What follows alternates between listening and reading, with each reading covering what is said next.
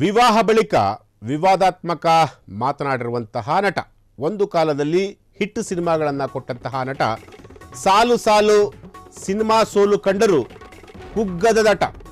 ಆ ನಟ ತಪ್ಪಾದ ಮುಹೂರ್ತದಲ್ಲಿ ಮದುವೆಯಾಗಿದ್ದಂತೆ. ಆ ನಟನ ಚಿತ್ರಗಳು ತಪ್ಪು ಮುಹೂರ್ತದಲ್ಲೇ ಚಿತ್ರೀಕರಣ ಆಗಿರುವುದಂತೆ. ಹಾಗಾದರೆ ಆ ನಟ ಯಾರು? ಆ ನಟನ ಬಾಳಲ್ಲಿ ಆಗಿದ್ದೇನು?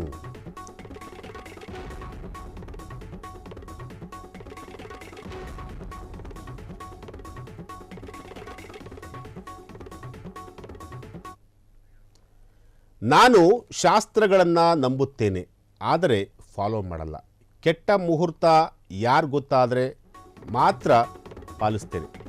ಕೆಟ್ಟ ಮುಹೂರ್ತ ಗೊತ್ತಾದರೆ ಮಾತ್ರ ಪಾಲಿಸ್ತೇನೆ. ನಾನಾಗಿಯೇ ಶಾಸ್ತ್ರಗಳನ್ನು ಹುಡುಕಿಕೊಂಡು ಹೋಗಿ ಮಾಡುವವನಲ್ಲ. ನಟ ಅಜಯ್ ರಾವ್ ಮದುವೆಯಾಗಿದ್ದು ತಪ್ಪಾದ ಮುಹೂರ್ತದಲ್ಲಂತೆ. ನಿಂದು ಒಂದೇ ವರ್ಷಕ್ಕೆ ಡಿವೋರ್ಸ್ ಕೊಡೋ ಯಾರೋ ಅಂದಿದ್ರಂತೆ. ಹೀಗಂತ ನಾನು ಮದುವೆ ಆಗಬೇಕಾದ್ರೆ ಯಾವ ಮುಹೂರ್ತನೂ ಕೂಡ ನೋಡಿಲ್ಲ. ನನಗೆ ಅಸ್ಟ್ರಾಲಜಿ ಬರುತ್ತದೆ ಎಂದ ನಟ ಅಜಯ್ ರಾವ್ ಕೃಷ್ಣಾರ್ಪಣ ಮಸ್ತು ಅಂದು ಮುಂದೆ ಹೋಗೋದು ಮಾತ್ರ ನನಗೆ ಗೊತ್ತು. ಎಲ್ಲ ಕೃಷ್ಣನೇ ಮಾಡಿಸ್ತಾ ಇದ್ದಾನೆ. ಹೀಗಂತ ನಟ ಅಜಯ್ ರಾವ್ ಅವರು ಹೇಳಿಕೆಯನ್ನು ಕೊಟ್ಟಿರುವಂಥದ್ದು.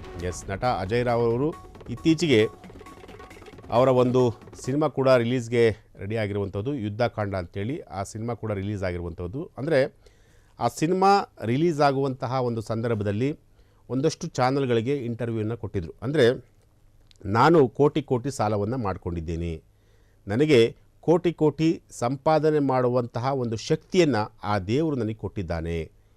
ಈಗಾಗಲೇ ನನಗೆ ಅಂದರೆ ನಾನು ಸಿನಿಮಾ ಇಂಡಸ್ಟ್ರಿಗೆ ಬರುವಂತಹ ಸಂದರ್ಭದಲ್ಲಿ ನನ್ನ ಹತ್ರ ಏನೂ ಇರಲಿಲ್ಲ. ಇವತ್ತು ನಾನೊಂದು ಸಿನಿಮಾ ಮಾಡ್ತೀನಿ, ಕೋಟಿ ಬಂಡವಾಳ ಹಾಕ್ತಾಯಿದ್ದೀನಿ. ಜೊತೆಗೆ ಒಂದಷ್ಟು ಜನರಿಗೆ ನಾನು ಪ್ರತಿನಿತ್ಯ ಅವರಿಗೆ ಅವರ ಒಂದು ಖರ್ಚು ವೆಚ್ಚಗಳನ್ನು ನೋಡ್ಕೊತಾ ಇದ್ದೀನಿ. ಅಂದರೆ ಸಿನಿಮಾದಲ್ಲಿ ದುಡಿಯುವಂಥವ್ರಿಗೆ ನಾನೇ ಸಂಬಳವನ್ನು ಕೊಡ್ತಾ ಇದ್ದೀನಿ ಅನ್ನೋ ಒಂದು ಅರ್ಥದಲ್ಲಿ ನಟ ಅಜಯ್ ರಾವ್ ಅವರು ಮಾತನಾಡಿದರು. ಸೊ ಈ ಒಂದು ಹೇಳಿಕೆ ಈಗಾಗಲೇ ಎಲ್ಲ ಸೋಷಿಯಲ್ ಮೀಡಿಯಾದಲ್ಲೂ ಕೂಡ ಸಿಕ್ಕಾಪಟ್ಟೆ ವೈರಲ್ ಆಗಿತ್ತು. ಜೊತೆಗೆ ಒಂದಷ್ಟು ಬೇರೆ ವಿಚಾರಗಳನ್ನು ಕೂಡ ಹೇಳ್ತಿರುವಂಥದ್ದು.